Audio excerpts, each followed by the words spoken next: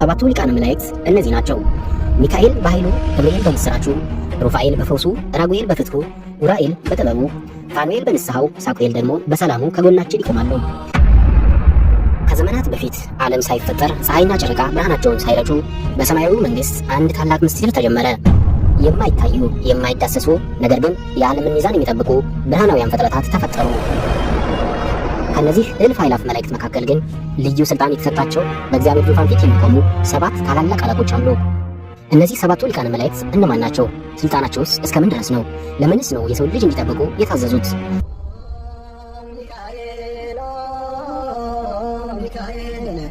ስሙ ሚካኤል ነው። ትርጉሙ እንደ እግዚአብሔር ያለ ማን ነው ማለት ነው። ይህ ስም ዝም ብሎ የተሰጠ ስያሜ አይደለም፣ በሰማያት ለተነሳው ትልቅ ጦርነት የተሰጠ ታላቅ ምላሽ እንጂ። መጽሐፍ ቅዱስ በራእይ 12 ላይ በሰማይም ሰልፍ ሆነ፣ ሚካኤልና መላእክቱ ዘንዶውን ተዋጉ ይላል። እስኪ ያስቡት፣ በዚህ አስፈሪ ሰዓት ከዋክብት ከሰማይ ሲረግፉ ታላቁ መልአክ ሳጥናኤል በኩራት ተሞልቶ አምላክ ሆናለሁ ብሎ ሲነሳ ዝምታውን የሰበረው ታላቁ መልአክ ቅዱስ ሚካኤል ነበር። ቅዱስ ሚካኤል በዚያን ጊዜ በአምላክ የሚስተካከል ማን ነው ብሎ ሲያውጅ የክፋት ሰራዊት ተንቀጠቀጡ። ሚካኤል ኃይሉ ያለው በራሱ ሳይሆን በትህትናውና ለአምላኩ ባለው ታማኝነት ላይ ነው። ይህም ለሰው ልጅ ትልቅ ትምህርት ነው። ኩራት የወደቁ መላእክትን ይፈጥራል፣ ትህትና ግን ወደ እግዚአብሔር ዙፋን ያቀርባል። ታላቁ መልአክ ቅዱስ ሚካኤል ለሰው ልጅ ያለው ፍቅር ልዩ ነው። በትንቢተ ዳንኤል ምዕራፍ 10 እና 12 ላይ እንደተጠቀሰው ቅዱስ ሚካኤል ስለ ሕዝብህ ልጆች የሚቆመው ታላቁ አለቃ ተብሎ ተጠርቷል። ይህም ማለት በጭንቀት ውስጥ ስትሆኑ፣ በጠላት ስትከበቡ መንፈሳዊ ጦርነቱ ላይ ቀድሞ የሚደርሰው እርሱ ነው። እስኪ ቆም ብላችሁ አስቡ። በሕይወታችሁ ውስጥ ከዚህ በኋላስ ተስፋ የለኝም ያላችሁበት፣ በጠላትና በችግር የተከበባችሁበት ጊዜ ነበር? በዚያ ሰዓት ካልታወቀ አቅጣጫ የመጣላችሁ ብርሃንና ኃይል ከየት የመጣ ይመስላችኋል? ሚካኤል የሕዝብ አለቃ እንደመሆኑ መጠን ዛሬስ በእናንተ ሕይወት ውስጥ ምን አይነት ዘንዶ እንዲጥልላችሁ ትፈልጋላችሁ? ታላቁ መልአክ ቅዱስ ሚካኤል የሰማይ ሰራዊት አዛዥና የጦርነት መልአክ ከሆነ፣ ገብርኤል ደግሞ የእግዚአብሔር የቅርብ ምስጢረኛና የምስራች አብሳሪ ነው። ስሙ ገብርኤል ነው። ገብርኤል ማለት እግዚአብሔር ኃይሌ ነው ወይም ሰውና አምላክ ማለት ነው። ይህ መልአክ በሰው ልጅና በአምላክ መካከል እንደ ድልድይ ሆኖ የሚያገለግል ታላቅ መልአክ ነው። በመጽሐፍ ቅዱስ ውስጥ ገብርኤል የሚታወቀው አስገራሚ ለውጦችን ይዞ በመምጣት ነው። ለምሳሌ በትንቢተ ዳንኤል ብንመለከት ዳንኤል 70ውን ሱባኤ ስለ መሲሁ መምጣት ምስጢር ሆኖበት ሲጨነቅ ገብርኤል መጥቶ ጥበብንና ማስተዋልን እሰጥ ዘንድ አሁን መጥቻለሁ አለው። ገብርኤል ዝም ብሎ መረጃ የሚያቀብል መልአክ አይደለም። ለሰው ልጅ አይምሮ የማይታሰቡ ሰማያዊ ምስጢራትን የመግለጽ ስልጣን አለው። በሐዲስ ኪዳንም ዘካርያስ ካህኑ ልጅ እንደማይወልድ አምኖ ተስፋ በቆረጠበት ሰዓት ገብርኤል በቤተ መቅደስ ታይቶ የመጥምቁ ዮሐንስን መወለድ አበሰረ። እምነት በማጣቱ ዘካርያስን ዲዳ ማድረጉ የገብርኤል ቃል ምን ያህል ክብደትና ስልጣን እንዳለው ያሳየናል። የገብርኤል ትልቁና ታላቁ ተልእኮ ወደ ናዝሬት ያደረገው ጉዞ ነው። አንዲት ድንግል ዓለምን የሚያድን አምላክን እንደምትወልድ ሲያበስር ሰማይና ምድር በአንድ ቃል ተገናኙ። ገብርኤል ጸጋ የሞላብሽ ሆይ ደስ ይበልሽ ሲላት የሰው ልጅ የሞት አዋጅ ተሰርዞ የሕይወት አዋጅ የታወጀበት ቅጽበት ነበር። እስኪ ያስቡት፣ አንድ መልአክ በመገኘቱ ብቻ አንዲትን ሴት አትፍሪ ብሎ ማረጋጋት መቻሉ ገብርኤል ምን ያህል የሰላምና የፍቅር መልአክ እንደሆነ ያሳየናል።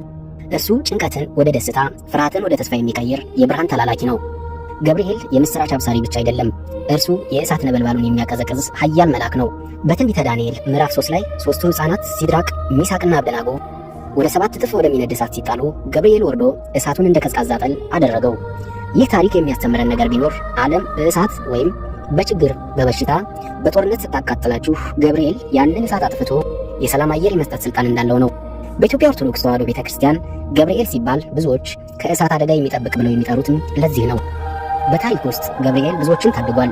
ለምሳሌ ቅዱስ ቂርቆስና እናቱ ኢየሉጣ በሚፈላ የናስ ጋን ውስጥ በተጣሉ ጊዜ ገብርኤል ወርዶ ጋኑን እንዳቀዘቀዘውና ሕፃኑን እንዳዳነው በሰፊው ይተረካል። ይህ የሚያሳየው የገብርኤል ጥበቃ ለሕፃናትና ለንጹሐን ምን ያህል ቅርብ እንደሆነ ነው። ዛሬ በእናንተ ሕይወት ውስጥ የሚነደው እሳት ምንድን ነው? የኑሮ ውድነት፣ የቤተሰብ መበታተን ወይስ የተስፋ መቁረጥ እሳት? ገብርኤል ለዘካርያስና ለማርያም አትፍሩ እንዳላቸው ሁሉ ዛሬ ለእናንተም የሚያበስረው ምስጢር ይኖራል። እግዚአብሔርን የምስራች ለመስማት ጆሮአችሁ ዝግጁ ነው? እንግዲያውስ በልባችሁ ውስጥ ቅዱስ ገብርኤል ሆይ የምስራች አሰማኝ ብላችሁ ጸልዩ። አሁን ደግሞ ወደ 3ኛው ታላቅ መልአክ አብረን እንሄድ። ስሙ ሩፋኤል ይባላል። ትርጉሙ እግዚአብሔር ፈዋሽ ነው ማለት ነው። በሰው ልጆች ደዌና ቁስል ላይ የተሾመ የታመሙትን የሚጠግን የጠፉትን የሚመራ የቸርነት መልአክ ነው። ሩፋኤል የሰው ልጅ ቁስል የሚፈውስ ተብሎ ይታወቃል። በዮሐንስ ወንጌል ምዕራፍ 5 ላይ በቤተ ሳይዳ መጠመቂያ አቅራቢያ ውሃውን እያወከ የታመሙትን ይፈውስ የነበረው መልአክ እርሱ እንደሆነ ይነገራል። ሩፋኤል የሥጋን ብቻ ሳይሆን የነፍስንም ቁስል ይፈውሳል። የጭንቀት፣ የጥላቻና የጸጸት በሽታዎችን የሚፈውስ ሰማያዊ ሐኪም ነው። ስለ ሩፋኤል በሰፊው የሚናገረው መጽሐፈ ጦቢት የተሰኘው መጽሐፍ ነው። ጦቢት የተባለ ደግ ሰው ዓይኑ በጠፋ ጊዜና ልጁ ጦቢያ ረጅም ጉዞ በሄደ ጊዜ ሩፋኤል ሰውን መስሎ አዛሪያ በሚል ስም አብሮት ተጓዘ። በዚህ ጉዞ ውስጥ ሩፋኤል ጦቢያን ከአስፈሪ ዓሣ አዳነው። የዓሣውን ጉበትና የሐሞት መድኃኒት እንዲያደርግ አስተማረው። ከዚያም አልፎ ሳራ የተባለችውን ሴት ከሚያሰቃያት አስመንዴዎስ ከተባለ አጋንንት ነፃ አውጥቶ ለጦቢያ እንድትጋባ አደረገ። ለዚህ ነው ሩፋኤል የመንገደኞች መሪና የጋብቻ ጠባቂ የሚባለው። ሩፋኤል ራሱ ሲናገር እኔ የቅዱሳንን ጸሎት ወደ እግዚአብሔር ክብር ከሚያሳርጉ ከሰባቱ ቅዱሳን መላእክት አንዱ ሩፋኤል ነኝ ብሏል። ይህ ማለት በብቸኝነት ስታለቅሱ፣ ማንም አልሰማኝም ብላችሁ ስታስቡ ጸሎታችሁን በእጁ ይዞ ወደ ፈጣሪ የሚሮጥ ታላቅ መልአክ ማለት ነው። መንገዳችሁ ጠፍቶባችኋል? ትዳራችሁ ወይም ፍቅራችሁ በአጋንንታዊ ፈተና እየታወቀ ነው ወይስ በበሽታ እየተሰቃያችሁ ነው? ሩፋኤል ከጦቢያ ጋር እንደተጓዘ ሁሉ ከእናንተ ጋር እንዲጓዝ ትፈልጋላችሁ? ዛሬ የፈውስ መልአክ በእናንተ ቤት እንዲገባ ምን ያህል ትመኛላችሁ? አሁን ደግሞ ወደ አራተኛው ሊቀ መላእክት እንሄዳለን። ስሙ ራጉኤል ይባላል። ትርጉሙም የእግዚአብሔር ወዳጅ ወይም ብርሃናትን የሚያዝ ማለት ነው። ራጉኤል በሰማያዊ ዓለም ስርዓትን የሚያስከብር፣ መላእክትም ሆኑ የሰው ልጆች ከሕጉ እንዳይወጡ የሚቆጣጠር የጽድቅ መልአክ ነው። በመጽሐፈ ሄኖክ ላይ እንደተጠቀሰው ራጉኤል በብርሃናት ላይ የተሾመ መልአክ ነው። ፀሐይ፣ ጨረቃና ከዋክብት በየተራቸው እንዲወጡና እንዲገቡ፣ አንዱ ሌላውን እንዳይጋፋ የሚቆጣጠር እርሱ ነው።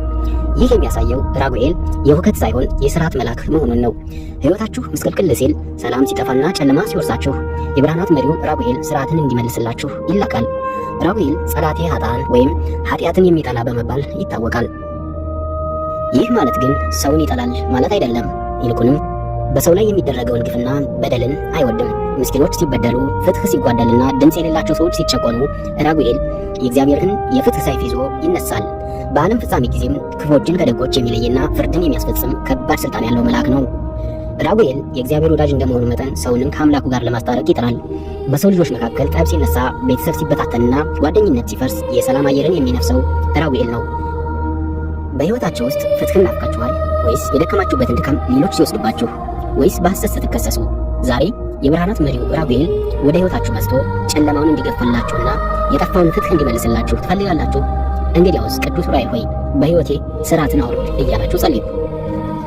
አምስተኛው ሊቀ መላእክት ቅዱስ ዑራኤል ነው። ስሙም ዑራኤል ማለት የአምላክ ብርሃን ወይም የአምላክ እሳት ማለት ነው። ዑራኤል የሰው ልጅ አይምሮ ሊደርስበት የማይችለውን ጥልቅ ጥበብና ሰማያዊ ምስጢር የመግለጥ ስልጣን ያለው ታላቅ መልአክ ነው። ዑራኤል ለነቢያትና ለቅዱሳን ጥልቅ ምስጢራትን ይገልጽላቸዋል። ለምሳሌ በመጽሐፈ ዕዝራ ሱቱኤል ላይ ነቢዩ ዕዝራ ስለ ዓለም ፍጻሜና ስለ አምላክ ፍርድ ግራ ገብቶት ባለበት ሰዓት ቅዱስ ዑራኤል መጥቶ እጅግ አስገራሚ የሆኑ ምሳሌዎችን በመንገር አይምሮውን አብርቶለታል። ዑራኤል ተማሪዎች ሲቸገሩ፣ ተመራማሪዎች ምስጢር ሲፈልጉና መንፈሳዊ እውቀት የተማቸው ሰዎች ሲጸልዩ በብርሃኑ የሚጎበኝ ታላቅ መልአክ ነው። ቅዱስ ዑራኤል በተፈጥሮ ኃይላት ላይ በተለይም በነፋሳትና በምድር መንቀጥቀጥ ላይ ስልጣን አለው። ዓለም በኃጢአት በጠፋች ጊዜ ኖህን መርከብ እንዲሰራ የመከረውና የጥፋቷን ምስጢር የገለጠለት ቅዱስ ዑራኤል እንደሆነ ይነገራል። እርሱ ከጥፋት የሚያድን ብርሃን ነው። በኢትዮጵያ ኦርቶዶክስ ተዋሕዶ ቤተክርስቲያን ትውፊት ዑራኤል ለታላቁ ቅዱስ ያሬድና ለሌሎችም ቅዱሳን የብርሃን ጽዋ እንዳጠጣቸው ይታመናል። ያንን ጽዋ የጠጡ ሰዎች ምስጢር ይገለጥላቸዋል፣ አንደበታቸው ይረታል፣ እውቀታቸውም ይበዛል። ዑራኤል ዛሬም ቢሆን ልባቸውን ለከፈቱ ሰዎች የጥበብ ምንጭ ነው። ስድስተኛው ሊቀ መላእክት ቅዱስ ፋኑኤል ይባላል። ስሙ ፋኑኤል ማለት የእግዚአብሔር ፊት ማለት ነው። ይህ መልአክ በሰው ልጅና በፈጣሪ መካከል ላለው የይቅርታ ግንኙነት ዋነኛ ባለቤት ነው። ፋኑኤል በንስሐ ላይ የተሾመ ሰውን ከጥፋት ወደ ሕይወት የሚመልስ የርኅራኄ መልአክ ነው። ፋኑኤል ባህረ እሳት ወይም የእሳት ባህር ተብሎም ይጠራል። ይህ ስያሜው የሚያሳየው ኃጢአትን የሚያቃጥል እንጂ ሰውን የሚያቃጥል አይደለም። አንድ ሰው በድያለሁ ወይም ተሳስቻለሁ ብሎ ወደ ፈጣሪው ሲመለስ ያንን የንስሐ ጸሎት ተቀብሎ ወደ እግዚአብሔር ዙፋን የሚያቀርበው ፋኑኤል ነው። እርሱ ተስፋ ለቆረጡ ኃጢአተኞች ብርሃን ነው። አምላክ ይቅር አይለኝም የሚለውን የሰይጣን ክፉ ሐሳብ የሚያሸንፍ የይቅርታ መልእክተኛ ነው። በመጽሐፈ ሄኖክ ላይ እንደተገለጸው ፋኑኤል ሰይጣንንና ሰራዊቱን ከእግዚአብሔር ፊት የሚያባርርና እንዳይከሱ የሚያደርግ ስልጣን አለው።